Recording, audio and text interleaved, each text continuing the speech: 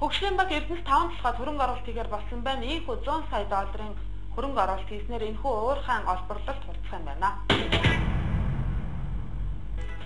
Засгийн газрын батлан даатаар Хөгжлийн банк 600 сая долларын эргэлтийн хөрөнгө босгосон.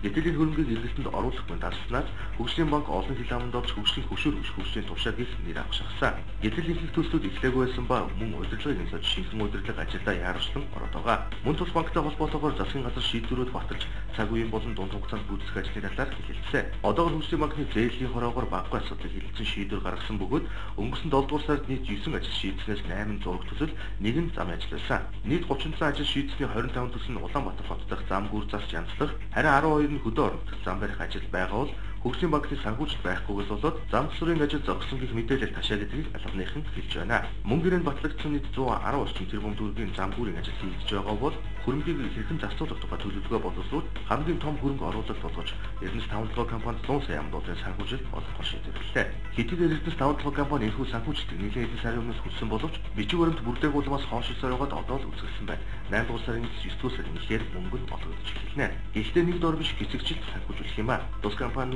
аль болох бүртэн олборлож эргэлтийн хөргөөний нэгдүүлснээр урт хугацааны хөрөнгө оруулалтын суурийг бүрдүүлэхээс гадна хөндлөн чиглэлийн төмөр замынхаа техник эдийн засгийн үндэслэлийг нь богино хугацаанд хийснээр энэ ажил жигдэж анхны холбоотой хийж болно. Энэ зээлийн давуу тал нь хуулинд заасны дагуу зээлийн их үүсвэр арилжааны банкны дундчаас доогуур байх ёстой юм а. Гэхдээ одоо нарийн тоо гараагүй байгаас ямар ч тач дундчж байж хэлсэн ажил хурцтай явагдаж өгөөж өгөх нь дамжиггүй.